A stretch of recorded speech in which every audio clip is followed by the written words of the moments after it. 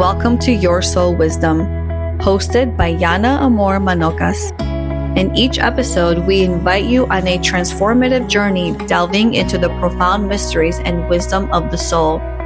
Join us as we explore a wide array of spiritual topics and sacred practices that nurture and heal the soul, from reincarnation and soul contracts to the enigmatic experiences of womb alchemy and astral travel. Our discussions are designed to enlighten, inspire, and deepen your understanding of your own soul's journey. With Your Soul Wisdom, nothing is off limits.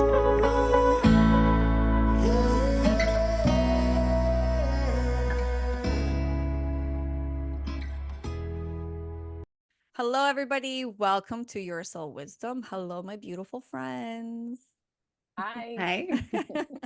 Okay, today we are gathered here. I know that's funny, but we are gathered here today to actually discuss spiritual practices and what that looks like for everybody. Because it is a spiritual practice is something that is to build your connection and your relationship to source, right? It's about bringing you closer, whether it's, to your, whether it's to God or your spirituality in general, source, whatever word you want to use.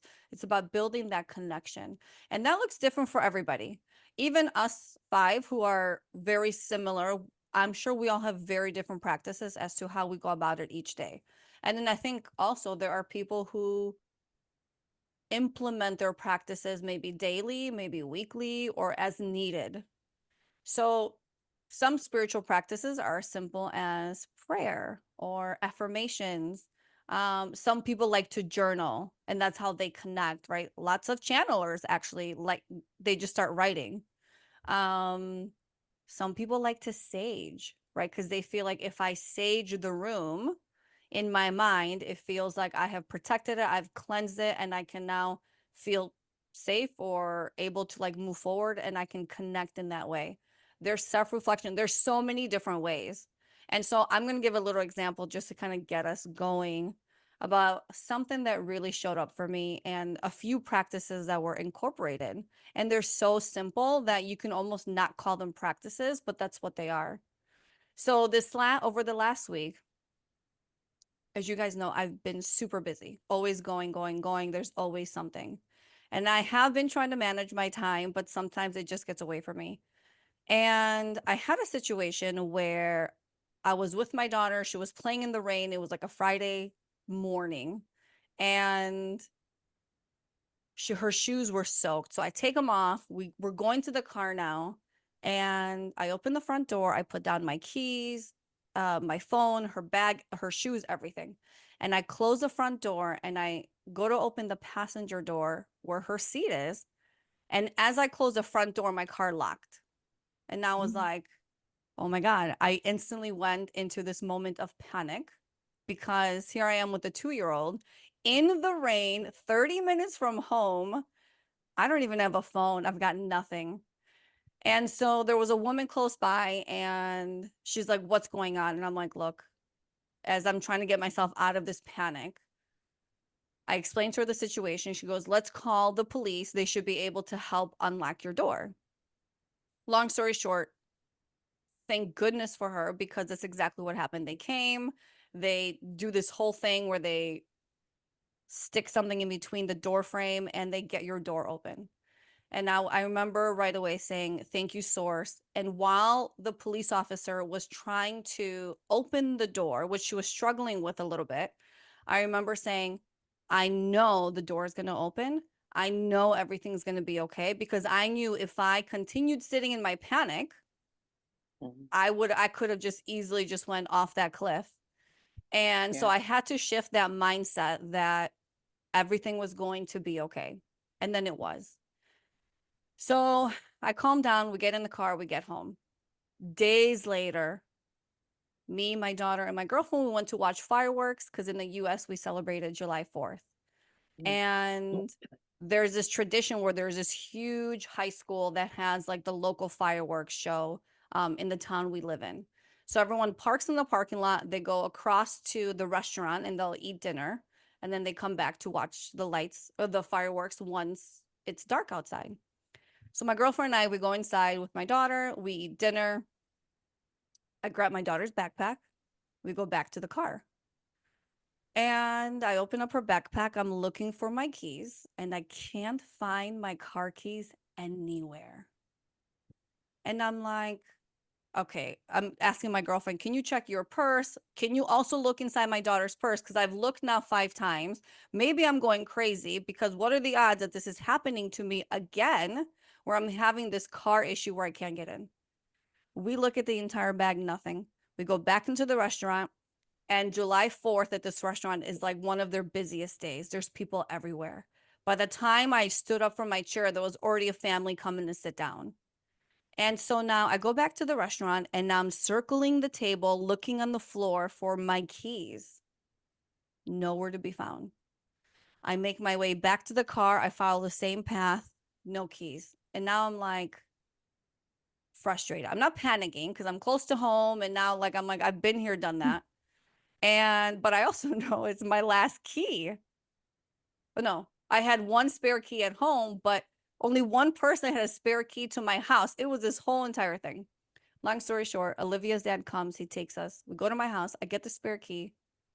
I go back to the car. And now we're talking about this car situation. Why is this happening to me twice now within a week? And the next morning, I get up to do whatever I was doing with my daughter. We get in the car, and I realize can't find my purse. And now I'm like, okay, I'm really losing my mind. There's a bigger lesson here. And we get back home and I rip this house upside down, the cars, my girlfriend's car, Olivia's dad's car. I'm like, this purse has to be somewhere. And long story short, I went into this moment of like feeling not panic, but like I was very down about why am I losing my stuff? The purse itself was valuable. The wallet, my cards, I had cash, all this stuff in the purse. And I'm like, why is this happening? Meanwhile, one of my spiritual practices is calling someone that I know can help walk me through it, right? It's that special bond you have, which for me in that situation was Rachel. And I text her and I go, I need you to call me. So she's like, give me 5 minutes. In that 5 minutes, something else that I also do in the moment where I can't find the answer is I sat down and I closed my eyes and I said, okay, guys, show me where my purse is. And right away, I saw the image of my purse hanging off of the chair at the restaurant. And what happened in the midst of all that was I forgot that I even had my own purse because I was carrying Olivia's backpack. So I was the one who left my purse at the restaurant. And when I kept going back, because it was dark in there and my purse was black, I completely missed it each time. And so I was thankful to my guides for getting that answer. Rachel calls me. She also loves to put things in beautiful perspectives to instantly make you feel better. Rachel is like I'm not mothering at all. I'm not like soft like that. But the second you tell her something's going on, she jumps to save you like a mother. And how can I help you? I'm going to make this right. And that's what she did. And so the moral of that story is it just showed me, girlfriend, you're doing too much. You're rushing too fast. You're not paying attention. And I thought, okay, I'm going to become Amanda and I'm going to prioritize my time to where it's not mostly work, but it's work and it's a lot of play. And it's time to be still and not rush so I can pay attention to everything that's going on. Because that was showing up for a reason, right? We talked about this last time. The universe will always show you what's happening. If you pay attention, you can figure it out. And the universe was trying to say to me, slow down, pay attention. So I went into that self-reflection practice. I went into talking with my guide. So in that little story, there's a few little ways of how you can connect every day to building your connection to source and what that comes with. Okay. So, I mean, it was just one of those where I was just like, I can't ignore it because if that were to happen to me again, I'd have no keys to get into my car. I'd have a car and no way to get into it. I was going to say, you had a good way of figuring it out. But I was going to say, What if each time you was losing things, you hadn't actually lost them, you'd actually slipped into other timelines? I was thinking that too. Yeah. They're just in that other dimension, in that other timeline. Okay, They still exist. Correct. let's say that is true. I'd really like to get back to the one with my purse because I really love that purse. So how do I slip back Fireworks. into that? Fireworks. We need some Fireworks. fireworks. Can I know, relive Yana, that day? Listening to you even talk about sort of like the concept of daily spiritual practices for me is so much more structured, and it just makes me see how structured I am, like super structured maybe compared to the rest of humanity, because Yeah. there are several things that I do like every morning, like in the same way that you brush your teeth and you have a shower. And I realized two of them actually come from Lauren, so this is where we'll start to see all the overlap. But the one, you know, when you said what's a great way to start, like the one, easily the easiest one I do is ask for the most benevolent outcome. And it is, I request the most benevolent outcome, and then it's the end of it. And honestly, I go through everything. It only takes me a minute, but I'll be requesting the most benevolent outcome for my day, for my drive to PT. For my PT, I'll request the most benevolent outcome for my PT session, for my drive home, for meetings, for work, with my friends, with you guys, with work, all this kind of stuff. And as I was saying to someone, because I do it every day, it reminds me of, you know, when you're a child, or maybe you guys with your kids have seen children in bathtubs, and they sort of build up, they sort of make a whirlpool in the bath kind of a thing. And then at one stage, there'll be this delicious moment where the water's just whooshing around without you doing anything. And doing that every day is like that, because when I'm doing it in the morning and I'm going through requesting the most benevolent outcome for often the same people and the same things, it makes me realize how benevolent the outcomes were the day before. And so without trying and without being contrived, my little brain just actually produces the gratitude with the realization. It's like, and as I said, it builds up this beautiful sort of momentum. So if I was going to say that if anyone asked me what would be a simple spiritual practice, that would be the one that I would definitely start with. I request the most benevolent outcome. Plus, I also free range that as things happen during the day, if I think of it. Yeah, but I just add to, I was going to I say, just wanted to add where it came from. Yeah, though. yeah. So because thank it's you, like, Lauren, you know, because I was going to ask you. Yeah, because it's not mine, right?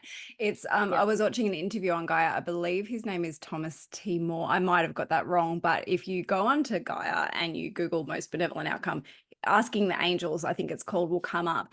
And essentially, he's also got a book called The Gentle Way, I believe. I'll have a look in a moment. But and he goes through all of his experience using this. So the idea is that you are calling in obviously the most benevolent outcome, but you are essentially, you have to say it out loud, and you are you know, calling in your angels to take care of sort of the day for you. And there's so many amazing examples in the interview of like really dire situations where it's used, and you know, it comes out.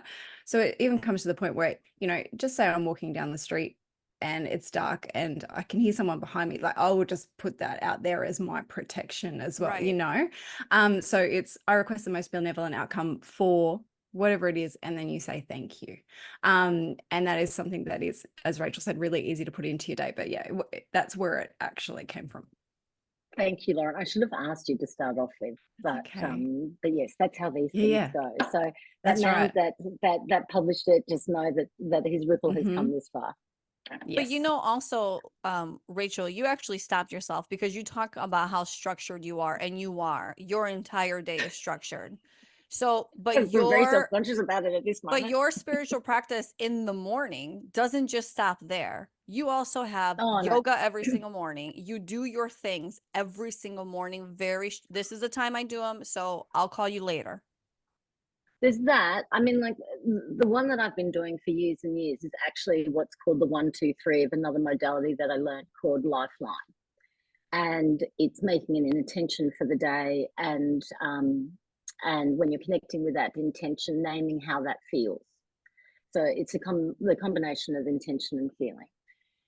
And how normally you would you know, consciously choose those things. But what I have done is I actually have a list of 300 positive emotions, and I muscle test for them. So it's sort of like my higher self testing for it. So interestingly, and again, you know, Lauren will be talking about this later in my session with you in my treatment, I had 53 years old people, and last night I had one of those realizations that, you know, maybe I've always known and I've certainly been told, but for the first time ever, I really realized how it's like I'm totally uninterested in receiving, or that I find it unsatisfying, or something like this. Like any exchange, if the dynamic is somebody has given more to me than I have to them, I'm not comfortable with it.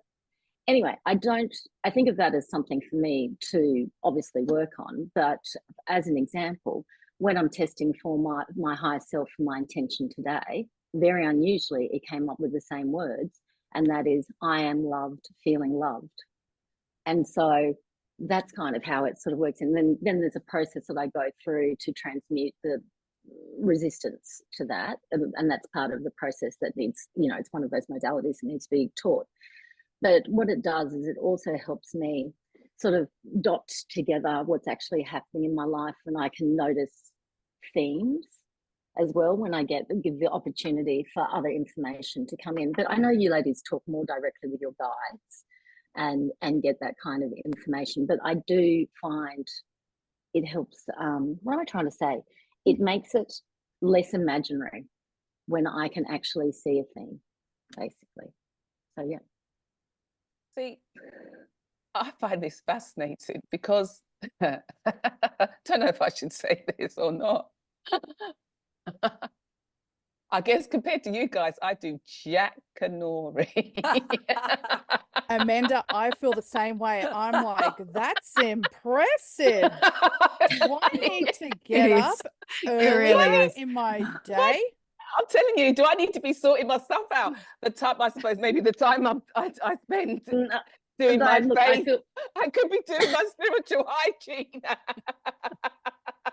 Totally. There's that.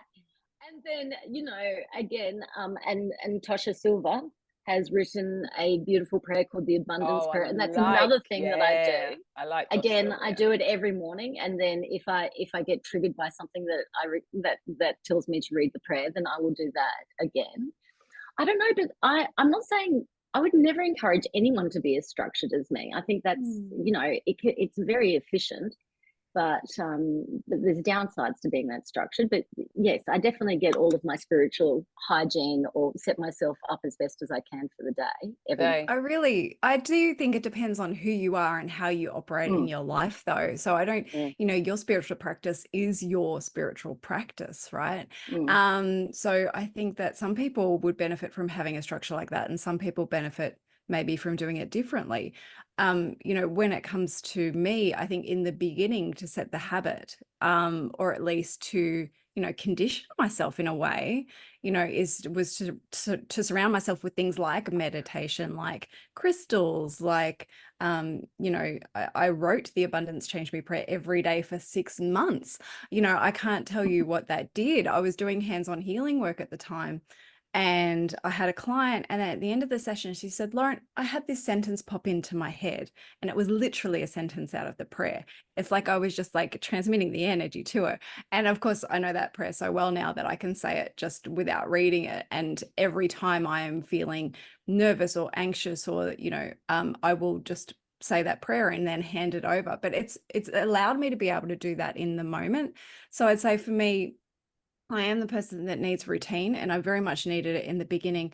But as it's moved on, I now sort of use it as needed. But even then, sometimes it's easy to get distracted and like busy in life and doing all the things. So bringing the routine back, you know, at the moment, that's what I'm feeling called to do, is to bring a bit more routine back to my spiritual practice, just to reinforce or reconnect it. But I do very similar things to what Rachel has just said, not her morning ritual, which I think is amazing.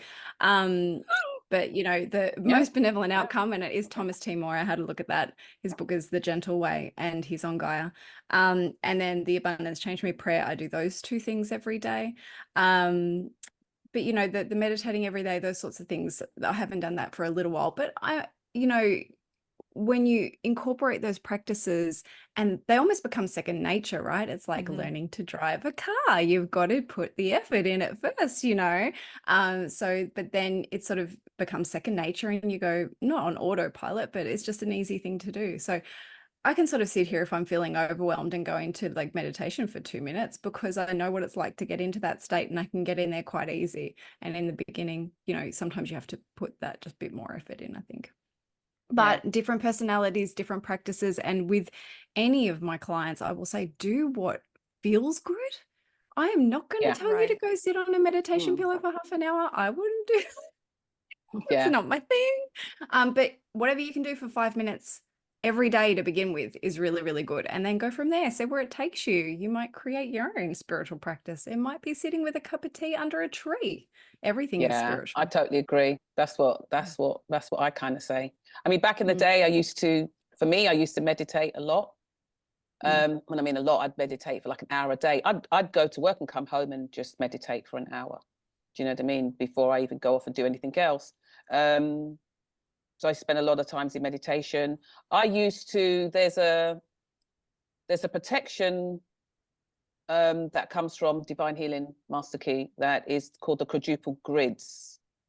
And you can use it to clear your personal space, and also use it to clear actual space, you know.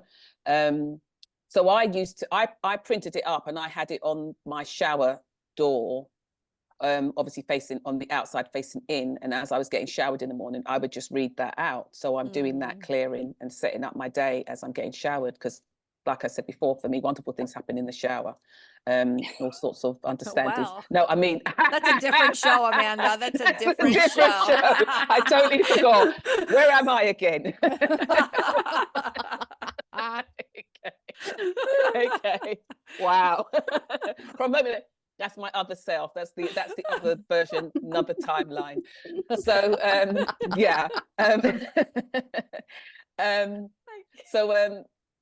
I'd get lots of downloads. That sounds any better.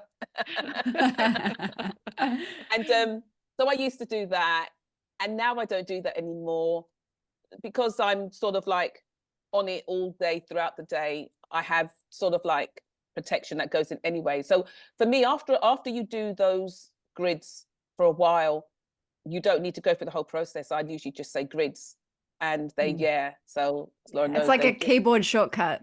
Yeah, I love it. literally. I'm gonna go, Kylie. Clear. That's right. And it is, and you just clearing. You just to feel my structure. Yeah, but it is. But you just feel it all just go into place, and you just like set off, and you just do what you're doing. So that's what I mean. Like that's what I do. Do I do anything else? I don't really, but I'm also that kind of person that considers everything to be a sort of like a meditation. Even when I'm thinking, funny enough, I think I spend more time in spirit than out of spirit, really. Right. So I'm kind of walking, talking sort of in that space all the time. And if there's anything that needs addressing, I just take a nice deep breath and just sort of like feel my way into it, you know. But if it is like we're saying that in the beginning, then there's lots of little short practices. But like I said, I'm like Lauren, I'm always that kind of person as well, that everything for me, I said it already, is a meditation. Walking your dog, you know, or walking your cat for that matter. Some people do like to walk their cats. They do. Mine was not into that. I'm trying to ask Kylie. Do you ever pull cards? No comment on walking cats. Kylie's walking the cat. What was that, Rachel? I'm sorry. I'm still surprised. Imagining Amanda walking down with a fabulous self cat on a leash. No, can you imagine how exotic the cat would be? It would be it's like a Bengal. No, I don't do cats. Yep. I don't do cats. I do dogs. I don't do cats. But if you did, it would I like dogs. Yeah. I'm sorry, Rachel. What were you saying? I'm really surprised that you don't have some sort of card pulling thing that I sometimes know. like that. But you don't do anything like No. that. Do you do anything like that when you're under pressure or? No. So Okay.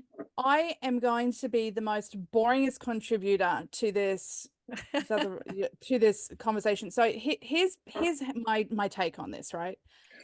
I've said once before that a lot of people, I believe that a lot of people hold on to the rituals of things in order to feel like their intention is going to happen. It's going to accelerate the intention.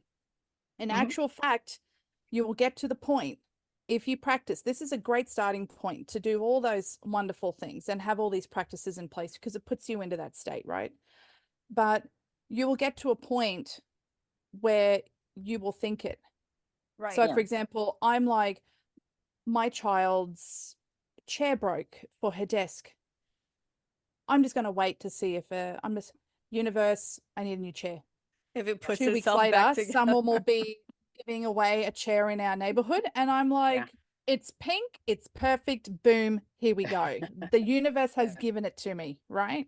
Yep. So it's just if someone pisses me off, I'm like, you know what lesson is this for me? And if I'm meant to know, I will learn it as I go. I don't need to know the answer right now. It'll just come when it's ready. And when you have 3 small children at home, I'm really passionate about living life. There's a lot of people out there that don't have the time, right? And the time is something that I know we can make, but when you're in the thick of young children, life and whatnot, it's important to not put that pressure on yourself. It can be something that can be as simple as walking a cat. It can be as simple as I get my major downloads doing the most mundane things, shaving my legs, doing the dishes. It's simple, right? You can be and give gratitude when you think of it. I don't do it every love day, gratitude, but there yeah. will be like every other day I might think of it. Or if something happens, like I get a great parking spot, I'm Yes. like, thank you. I see you. Thank you. And that's it. And there's also, I have a question to throw out for you guys. Okay. So I come from a really rigid practice that where I do not like messing with other people's energy. I'm always asking permission to enter their energy. I will not read people blindly unless there have been a handful of times where I've had to stop a stranger in the street and say, I've got a message from dead grandma. Don't call the police. I'm just passing on a message. But I do not read anyone cold. So where is the line between sending abundance to other people and interfering with potential free will or on their own timeline, that abundance or whatever might come to them? So I wanted to see what everyone's feeling, because I would not think to do that to other people, because I'm like, you know what, if you're smoking a pack a day and drinking a Tito's vodka, 1 liter container a day, you're clearly not focused on your health. Why would I invest my energy into, you know what I mean? Like, that's where I lie. But I'm probably very, I want my energy for myself. But so I wanted to see what everyone thought about that. Well, I Jana? love it, you guys. I love it. Really quick, when we're all I was bursting. when I was pregnant with my daughter, there was this girlfriend that I spent a lot of time with, and I would always say, like, I'd put my hands on my belly and I'd say, like, may she be the most like magical, kind, joyful X, Y, and Z little girl. And my girlfriend actually said to me, well, you really shouldn't do that, because you could be interfering with who she is meant to be. And I remember being like, that is absolutely crazy. Of course, I'm going to wish the best for my child. I'm going to wish for her to be the best version of everything.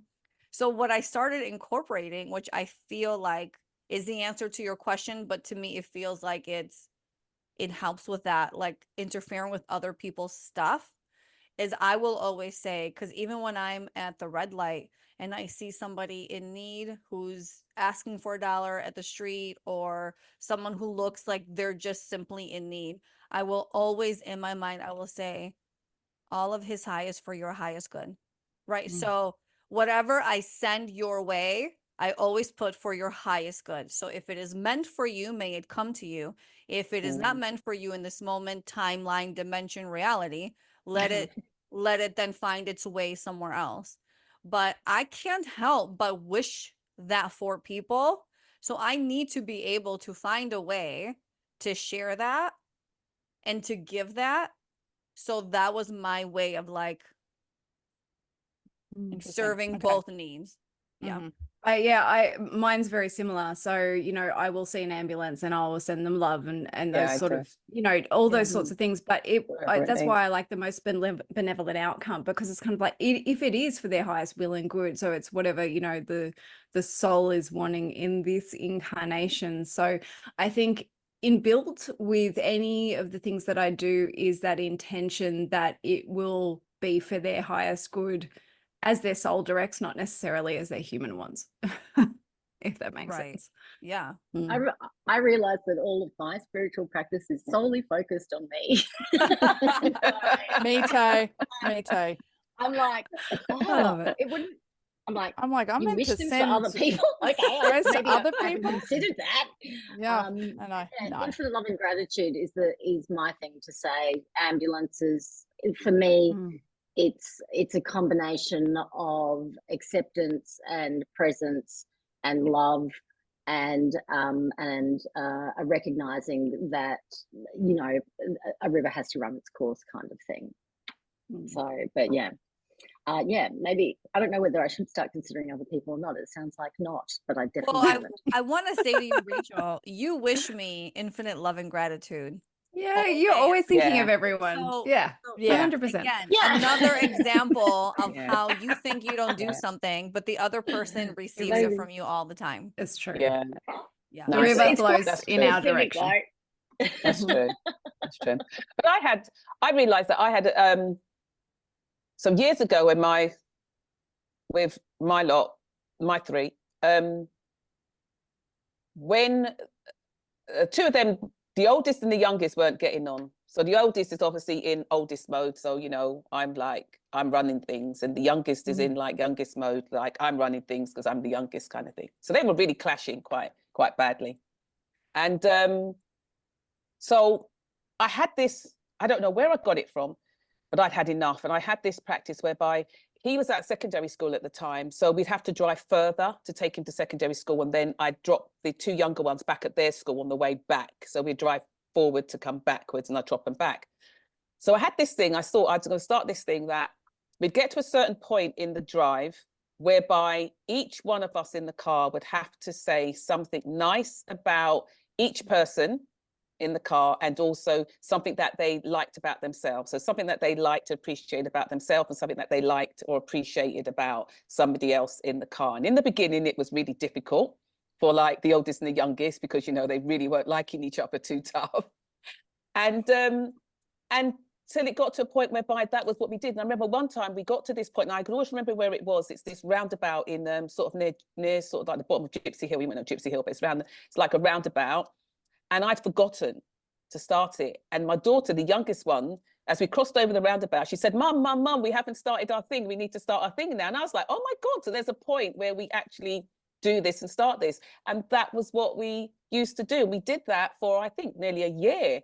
We were doing that, like going every morning, we had to find something. And it was really great because it was really nice for them to hear nice things about themselves. And that set up their day as well. Really, Yeah, truly, when I that's look back, that really beautiful. set up their day, you know. They all get on like a house on fire now, which I think is probably part and parcel of it, you know. So yeah, so I think that was kind of cool. I love that.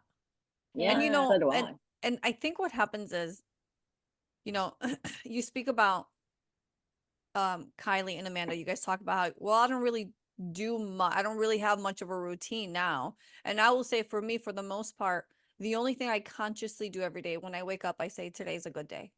That's how I always start my day. But I think what happens is in the beginning, you do feel like you need to do X, Y, and Z. Yep. It's like when I used to bubble myself for protection, it was like this whole thing and this whole visualization. And now it happens this quick. I don't need to worry about, I don't need to put all this energy. I just know it's happened and we're off. Yeah. So I think in the beginning there, you know, most people need that structure. And I think what happens is I have a girlfriend and she is probably the purest soul that I've ever met in my life. And we were together one time and she's like, you know, I've been meditating every single day for a year and I still can't see anything. I'm like, a whole year? Like, I can't do it for like 3 days in a row. And she goes, yes. And I'm like, okay, like, tell me about your practice. She goes, well, I bubble myself in red and then I bubble myself in orange and then yellow and then green. She goes through all the colors and then the gold. And then I say this exact prayer 3 different times. And then her whole routine was like an hour long. And I'm like, girlfriend, you're putting so much pressure on the things that you think you have to do them exactly like that for that intention to come to fruition, for you to be able to do this one thing. Let it go. Mm. Yeah. Let it go. Remove. See, so she's overly structured. And it's like, But also it's like that's like the brain, and you know, it's very much a conceptual, you know, even though it has that intention of getting into that sort of feeling state in a way, I guess. And it may be just sort of putting too much pressure on Yeah. it, where she's just thinking about, I've got to do this, then I've got to do this, then I've got to do this. And I think in the beginning, I still think there are some people that just need to do that thing in their day that is structured, but because it depends on your personality and, you know, how you operate in the world. But you know, with these practices in the beginning, it's like, I need to, you know, it's like I said, it's like learning to drive a car. You mentally need to be like, okay, indicator on now, this and that, the other thing. But at some point you need to let it go and feel it, right? Yeah. Keep your eyes open. Because, Yeah. yeah. Yeah. No, I was That to say, makes yeah, sense. because it is. It's like when you first drive your car, you know, to me, you don't know the dimensions of your car, you know, so you don't think, you know, it's a big wide gap and you're trying to, you know, you're acting like you've got this massive wide car that is never going to get through it when you're in truth, you're driving like a little Fiat Honda or something, you know, that could get through, you know, the eye of a needle. But I feel for me, as I was listening to what you said, I feel for me that I like freedom and I like ease. And I think I would be in danger of getting myself caught in the trap of, oh my God, I didn't do that. So now this is why that's happened. And if I had just gone through, you know, closing the door 3 times and tapping the handle 5 times and, you know, and doing all of that and going back to that, it would have happened. And I think maybe part of the reason why I am the way that I am now is because I might be kind of slightly rebelling, if I think about it, against all of that. I need to do this and I need to do that and I need to do this and I need to connect with spirit and I need to be tapped into my higher self and I need to do this and I need to do that in order for this and this and this to happen. And I don't want to be that person. I don't want to be that person. No. Whether Because if I you was, already I don't want to are. be anymore. You Yeah. actually already are. And I feel like for some people, these practices are to bring you back to that actual knowing, because it's like, what are you surrounding yourself with? There are so many, and that's one thing I, you know, what are you surrounding yourself with in your life? So it's like, I'm always listening to something uplifting or, you know, not always spiritual, but, you know, I listen to a lot of things, channeled material, people speaking on different things, because that's what I'm surrounding myself with. Like, it's the energy that I want to be in, rather than say popping on the news and watching about whatever's going on. Or, you know, won't even go there. But it's like, what are you surrounding yourself with? And it's important, because I think it depends on your energetic makeup and your personality. But certainly for me, I'm super, super sensitive. And my energy can sort of go, it can move quite quickly to different places. So it's like, I have this surrounding, I have, you know, frequency music, I have these things that I listen to, or I'll be quiet and I'll just go in, you know, that's a spiritual practice too. You know, I'll be like, I'm not listening to anything. I'm just going to sit and breathe and drive or whatever. So I feel like there is so much noise in the world that sometimes we need those things until it's almost like you start to embody that frequency, right? And it's like, then you realize, oh, actually, I don't need to meditate to get there. I can actually just transport my consciousness there. It's almost like, I think I said in a different episode, you know, with a crystal, you know, everyone's like, sage it, sage it. I'm like, no, I'm just going to clear this with my mind. Like, my intention is enough. But like Yeah. I couldn't have done that in the very beginning. No. You know, I would Yeah. have been like, Yeah. I have a um, question for, can I ask a question of Lauren? So yes. Lauren has this, not only is she intuitively connected, but she's also an empath. So how do you, is that why you maintain your environment at a high vibration? Is that more of the empath in you versus the intuitive part of you? Probably. Does that make sense? Yeah, that's a good point. Because this is the thing for me, it all blends into one. So I'm not sure which bit is which. It's kind of just all me. But that's a very good point because for me, yeah, absolutely. To answer your question 100%, that's the empathic part. It's Okay. really important for me. Yeah. I feel that too. And that is also why I'm very particular about the music I have on or what I will consume on TV. Reality TV excluded, but like I won't watch a scary movie because I'm like, why would I want that energy around me? And that energy will stay with me. So I am also like you, very conscious of what I am consuming, whether I'm aware of it or not. If it doesn't feel good, I'm out because I know I will carry it on. See, I was going to say that I like what you guys say, you know, Yana and Rachel, what you say in the morning when you wake up, you know, because I think it's a good thing in the, you know what I mean? Because God forbid you're somebody that wakes up in the morning that, you know, the first thing you say is like, oh, good Christ, Lord. Do you know what I mean? What's on today or what the, you know, You mean that's not normal? I'm just kidding. Do you know what I mean? Or it's like, oh, two fingers up to the day, you know? It's like, so I suppose that's a really good practice to have because that kind of, you know, Taylor sets you up for something good. And I suppose what it could also be, it's sort of like a coffee shot, isn't it, in the morning? I mean, I'm not a coffee drinker, but I'm pretty sure that's what like a bullet coffee would probably taste like, you know, it kind of ups the vibration straight away and then you can sort of like slide out the bed And set into your that. intention. Yeah. Yes. Yeah. And not only Yeah. that, so it's what you're saying is interesting because when I had my previous business, I would wake up, today's a good day. And it was last year in January, I started waking up going, "Ugh, I can't go to work today. I'm so tired. I don't want to do this." That is how I actually ended up here, is because for weeks I would wake up and I'd be like that was the first thing that came out of my mouth every morning. And it brought my awareness to why all of a sudden am I not happy to wake up and go do the job that I've loved for 7 years?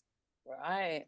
And it was actually the thing that led me into taking the leap of faith of saying, I am done with this. There is something else coming. Don't know what it is.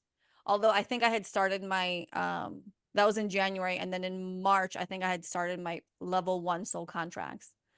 So I was already making that decision and knowing that was a shift coming simply because I was waking up and I was feeling dread instead of today is a good day. It's a good day. And the second I made the decision that I was done with this business and I was going into the unknown is when I started waking up again, going, today is a good day. I felt this like sense of release and like I was like floating on cloud 9. So it is simple as that is. So you set your baseline really. Yeah. And if you pay attention to that, it could tell you exactly what's going on in your world. It Nice. did for me. So if Wow. it did for me, it could for everyone else too, you know? Yeah. I love Yeah. that. Yeah. It's interesting, Manda, because you know, all of my spiritual practices, so to speak, just by the way, they would take at the most 15 minutes, absolutely at the most, kind of thing. But what's interesting is, you know, when you're saying that it sort of sets you up for that, yeah, it does. But what it is for me also is a sort of diagnostic tool. So part of that 1, 2, 3 process is actually sort of acknowledging what's going on in my body. So part of the things that I'll be saying is, or recognizing, is that I'm feeling resentment and bitterness and hopelessness and anxiety and ungroundedness and all this kind of stuff. So it actually causes me to scan what's going on in my life, kind of thing at the time. And Lauren, I'm sure you've had, and Jana, I'm sure you've had this experience, that there have been many times when I've read the abundance prayer and, you know, been quite just, I'm going to read my abundance prayer, and like half of the way through it, I am crying while I'm saying those words. Do you know what I mean? So it does definitely does set me up, but it, as I said, it also lets me know exactly where I'm at or where I'm starting from. And I am a morning person. So like, if I'm crying, reading the abundance prayer at 20 to 5, then it's probably a day that I should be taking some care of myself as well, that kind of thing. So Yeah. I think the thing that I'm focused on the most hearing that is about self-care. I think that's what I'm focused on the most. And I think that's what, for me, I think I have to be more aware of than anything else. And maybe it's because I'm so far along in the sense of this kind of work and this kind of practice, you know, I'm in my 50s, been doing it a long time. So that, and you also do it when, you know, in your routine, you're in the spirit world, you're in, do you know what I mean? I'm in food wholesaling world most of the day. You know, you guys, it's no surprise to me that when your focus and a lot of your time is in that, you don't actually need to support yourself in that way because you are in that pool. I think so. I think so. So then it comes, that's why for me, I think now the focus is more on self-care. And I just think a lot of people need to be more self-full and have more self-care, and whatever that looks like, literally whatever that looks like. Well, sometimes did you say self-full? Self-full, yeah. Oh, I like that. Yeah, I like that too. Because that is because some people consider it to be selfish when you start to take time out for yourself. So self-full. Totally boring. Yes, that's a gift. And that is a whole practice within itself. I mean, that is actually a beautiful starting point. If somebody is just trying to get into, how can I build some kind of a daily practice just to get me going? That's a beautiful one, very easy one. You don't even need to know anything, remember anything, memorize it. No, just take care of yourself. Yeah, I mean, that's amazing. How are you taking care of yourself? How are you loving on yourself? Yeah, what steps are you taking to just be in love and just fall in love with yourself? And I think that's what's important. And when I think, for me, when you look at it like that, then there's certain things that you won't allow to happen, or that you won't place yourself in, you know. And for me, you just have your eye on the ball. I mean, I took my eye off the ball, so I ended up feeling like I ended up feeling drained, like I wasn't loving what I was doing, and I couldn't understand why, because there was this whole side of me that was loving what I was doing, but then there was a side of me that was like, oh, I was finishing a session, and what was happening was that I was finishing a session, going and lying down, and then getting up for my next session and getting the next, and feeling great in my session, but once it finished, I was like that. I couldn't understand what was happening until like I said, I explained that before, that suddenly realized I was knackered. I was drained. Knackered? No attachments, just knackered. I'm gonna bring a dictionary so I can understand everything. I know that one. Actually, sorry, Jana, you're the odd one. Australians should know knackered. We definitely know what knackered means, but I've never thought what it literally means, and it is testicle removal. Jana, is literally what it means. Okay. But we use it as a colloquial way to say, that. I'm pretty sure that's what knackered is, or have I just made that up myself? British. No, so they send horses to the knacker's yard. Is that what they mean? That they take? No. Oh, maybe it is. Maybe I'm having testicle removal and dying being the same thing. Could be. No, don't worry. I'm not. No, knackered here just means exhausted. It's just another way to just say that's what it means exhausted. in Australia too. It does too. Yeah, in the States we just say exhausted. No. So I was exhausted. Because I was using a lot of energy. I was using a lot of energy, and I hadn't realized how much energy that I was utilizing. And by not being, not doing any self-care or not being self-full, I wasn't replenishing myself. And I just thought just my love of the work was going to do it, but it wasn't, because I'm in a 3D body. I'm in a human body, and the human body needs care. It really does need care. And so that was what it was like for me. So I took time out. That's why I started taking time out. And just to show you how much I didn't know about taking time out, I took that time out and I booked in lunch and dinner with everybody I knew. Go figure. That sounds like me. Yeah. Sounds like me too. You know? So by the time I went back, I was knackered. So if there's one thing everyone can take from this episode today, it's you can make your spiritual practice being self-full, whatever that is for you. Yeah. I love that. That is where to Yeah. start. I like that. And then also, I mean, based on what you were saying too, Amanda, it's important to, once you get started, it's so easy to stay up in this spiritual world and to like stay in that space. But since we do have this physical body and we are on earth, we do need to also make sure that we are consciously spending time in the physical 3D. Yeah. Because in all of the work that we do, it's so easy to just always stay up here. You know, we need to be more like Rachel, who's in food wholesale, who she's like, this is grounding me every single day. That's what we need. And it's so important to do. And I think even for me, sometimes if I allow my entire day to go away, all I've done is spiritual work or readings or things of that nature, and I spend zero time outside. And then I'm like, well, maybe if I take my laptop outside, and then I'm like, well, that defeats the whole purpose.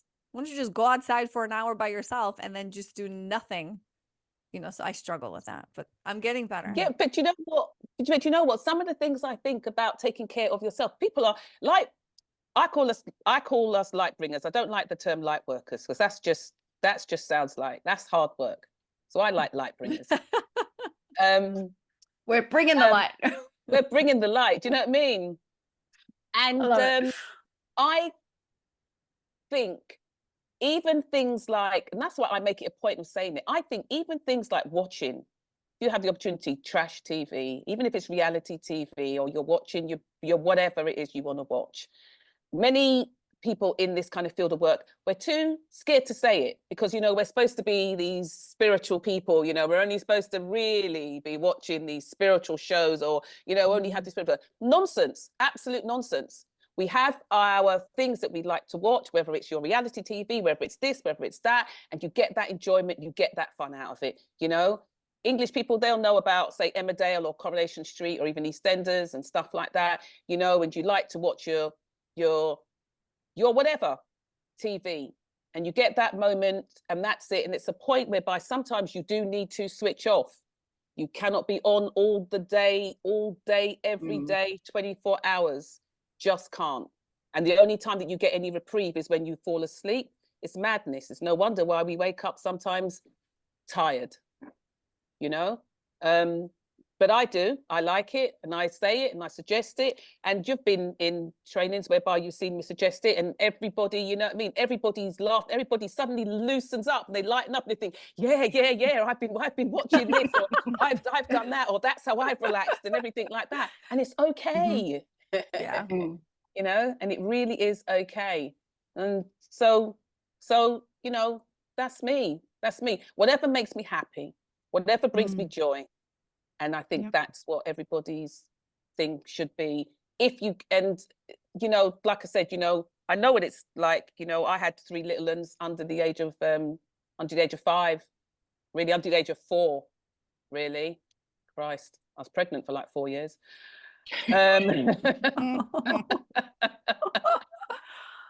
In total. But so, you know, I imagine, so I'm just saying that don't be hard on yourselves, like to everybody out there who is listening, whether you get 5 minutes a day, whether you get 10 minutes a day.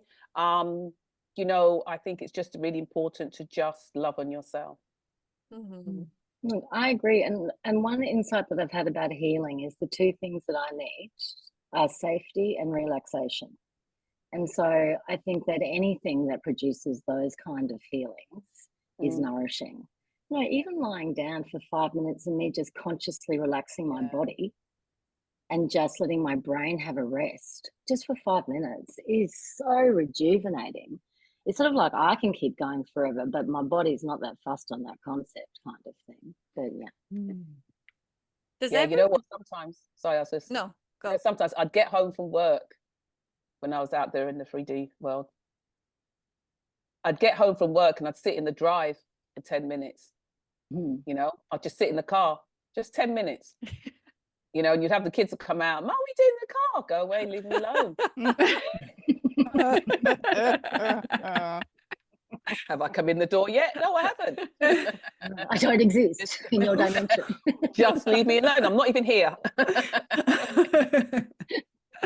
And I would just sit there because I know for me, once I go in the front door, it's my next job.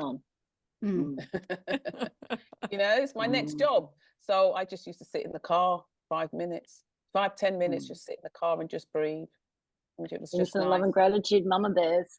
Yeah. Yeah. Yeah. Does anybody remember what their first practice, if you will, was that really was like the gateway into where you are today? Anybody remember? Yeah, for me, it was breathing, that conscious breath. Oh, okay, conscious breath. Yeah, not breathing as well. Breathing as well was probably my very, very first one. But the conscious breathing, yes, to clarify. Okay, so Yeah. what I was think that like? the breathing in through the nose, holding for 3, exhaling through the mouth, holding for 3. So that was the gateway drug into all of this for me. So simple as that. And while you were consciously breathing, what was going on in your mind? Or were you just simply focusing Just the on the breath breath? and then the counting and then the breath and then the counting. Yeah. And that did what for you? Practice being in the moment, because I'm always have a tendency to be 6 miles ahead and shoulders are clenched. And at least with that breathing, everything starts to then drop down. I'm focused on the present. And then that allows gradually, as you do that more, then you become into this, like, that's not even meditating to me. That's just taking a moment and just resetting.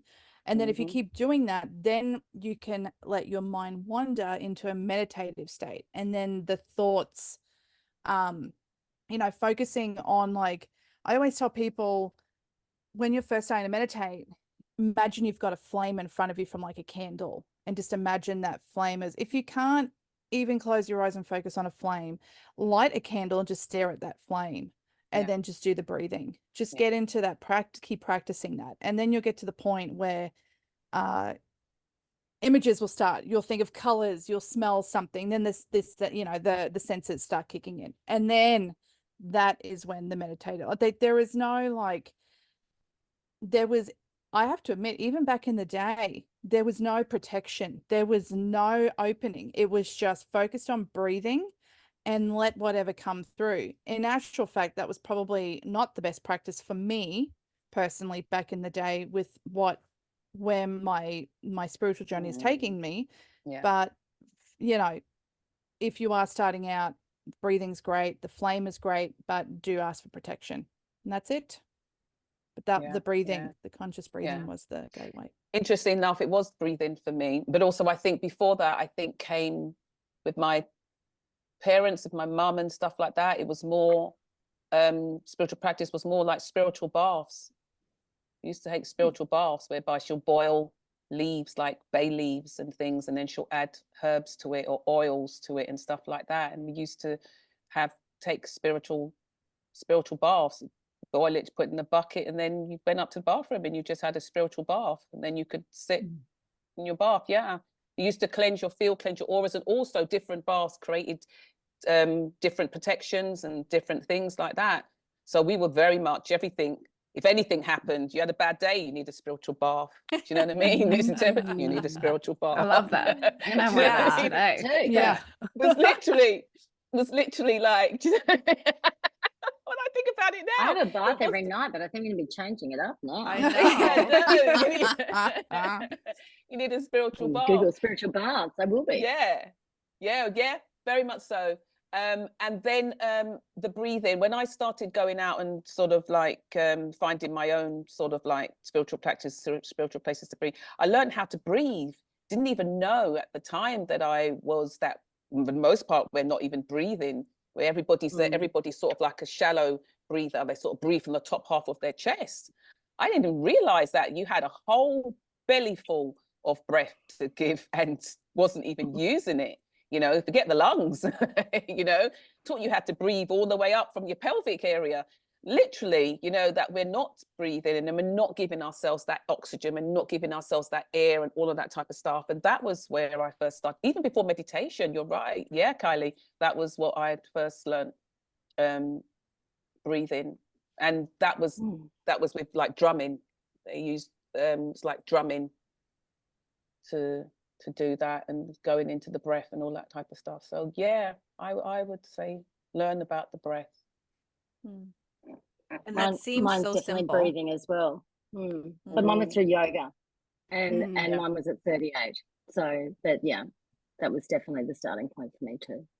Listen, I will say that every time I've done yoga, it's never this like, think about your breath and all these things that are coming in. I'm just like, how much longer do I have to hold this pose for? And is there like a child way of doing it so I don't have to like kill myself?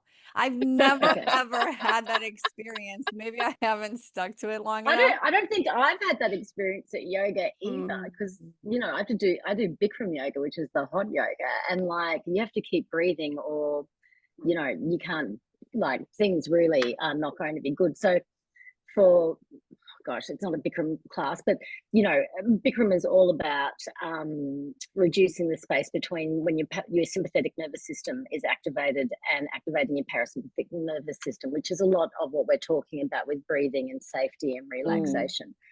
But yeah, Yana, nobody does yoga, just a tip for the top, for how they feel while they're doing the yoga.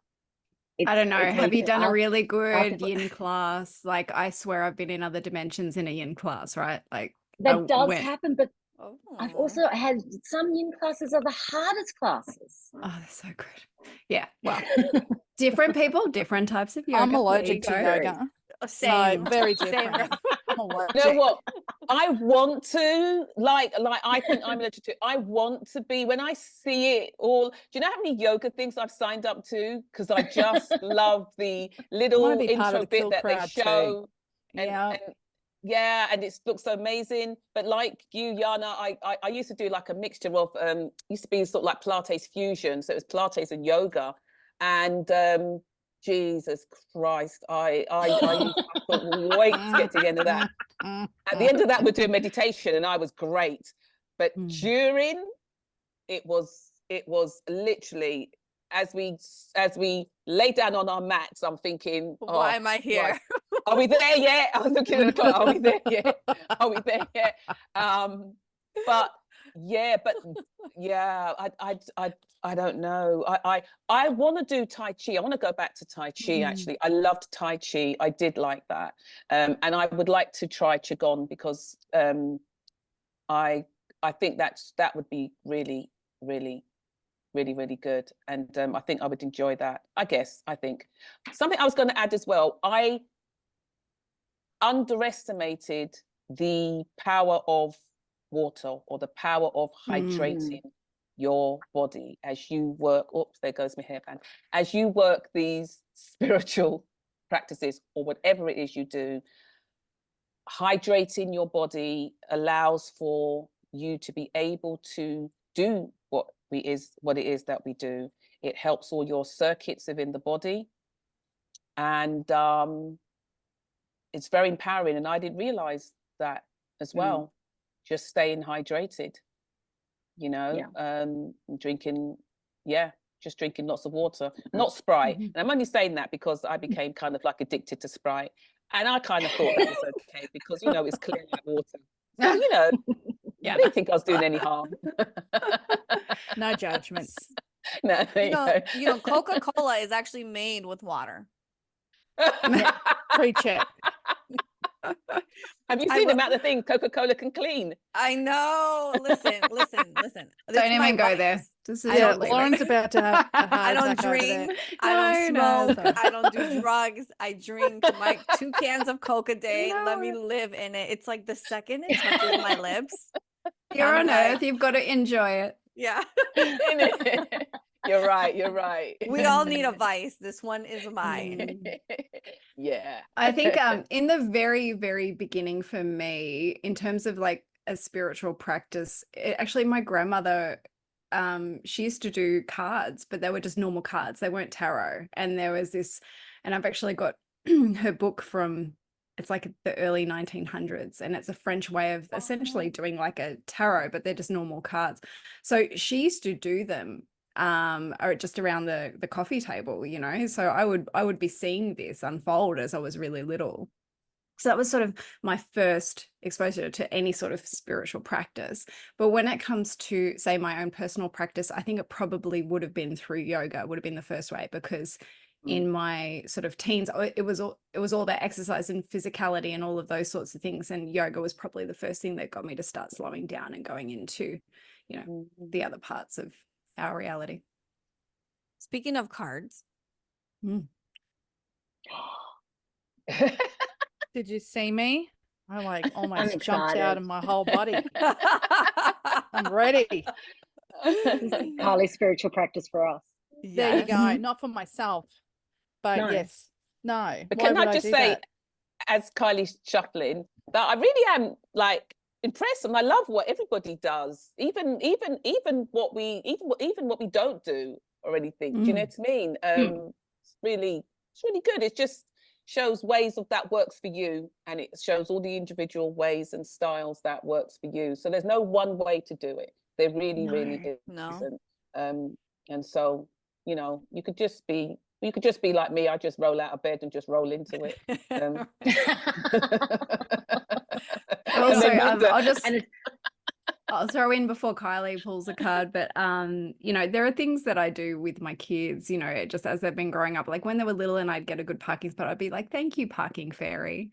And now it's like, you know, thank you to the angels. And I teach them the most benevolent outcome, those sorts of things. Just and it's just more about infusing sort of gratitude and also just like putting intention out there for them as just a way of everyday life. But that is so beautiful. That's what I've always because done. I will say, like, even for me, I wasn't raised with practices like that, or I wasn't raised to be conscious of spirit. Although my mother was spiritual, it wasn't a conversation we had. So the fact that you are like, I'm going to throw out just these little tiny things that are actually so meaningful to your children at such a young age, that is like the benefit and gift they have of having you as their mother, because they get to start that journey, whether they realize it or not, much earlier in life. So like every time like my daughter will have a birthday, I will always put in a bunch of books about the universe and spirituality. And then I know there's like some of my guests are like, "Are you freaking kidding me, lady?" And I'm like, "Yes, those are the ones I want. Don't send me some teddy bear unicorn stuff that mean nothing." I want her to start from a very young age to understand and to start questioning and exploring and like really getting into that. So that is so beautiful that you do that. So beautiful. Yeah. But she needs the unicorns, because unicorns are real. Yeah, I love unicorns. Come on, don't diss the unicorns, man. Unicorns and dragons. Okay, next episode, unicorns and dragons. You know what I mean? If there's dragons, then there's unicorns, okay? And they're Where best can friends. I find said unicorns? My daughter would love one. Ask Kylie. I was about to say, just in the unicorn dimension.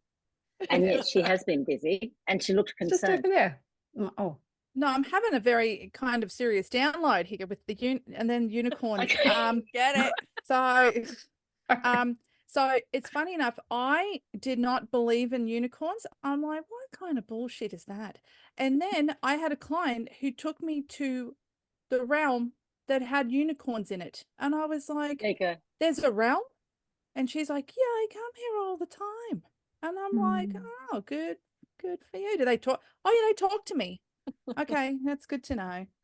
Why wouldn't they? There you go. On a different note. Okay, so I have pulled 3 cards. I just got this week. It is Rebecca Campbell's The Ancient Stones Oracle. Okay. Okay, so what I'm getting first is, before I go into the cards, is I keep hearing Capricorn. So I don't know if I know that we're still in Cancerian energy at the moment, but I don't know if there's a Capricorn moon or something happening in July, or if we're sandwiched in between some sort of Capricorn inspired some energy. Anyway, so we are actually going through an interesting energetic phase. So if you're kind of listening to this podcast and you're in July, this is kind of resonating through the whole of July. So basically, we are in very much a teacher student kind of, and it's funny because now I'm like, oh, that's what we're talking about. But it is the structure of practices. It's about the learning. It's very much around what wisdom are we being shown that we're not really taking seriously. There is, every day we are encountering messages from trees, from energy, from people, from objects. What wisdom are they trying to share with us? So be mindful, bit more mindful of the different sensations that are coming through for July. That's a big thing. And then it is I keep hearing, if you are negotiating contracts or anything legal, that's the Capricorn energy. This is an excellent month. The whole month is excellent to be signing contracts, negotiating contracts. That's probably, why things are going okay for Rachel and her business world too. So yes, very good energy. Very good energy. I love For it. that. I love the Capricorn energy. It's all that Mm. structured. They're so good at finance. Right up your alley, isn't Really it? But grounded. they're also driven, motivated by money, no? Are they? That I can believe- be. See. That can be. Yeah. Oh, That's They're like the very kind of the polar end of it. The polar, yeah. Listen, it's a beautiful thing, unless you're just Mhm. greedy. That's a whole other level. But other than Yeah. that, like, let it be a driving force until you get to wherever you need to go. Okay, listen, beautiful discussion. I love, and again, as different as we all are, is as similar as we all are. And it's so interesting how we all kind of start at the same point and then you evolve, right? Your spiritual practice is not the same it was even last year, last week, last month, or when you began. Yeah. It is a journey, It and changes. it changes so much. So that is so important to remember, because we don't have to stick within the structure.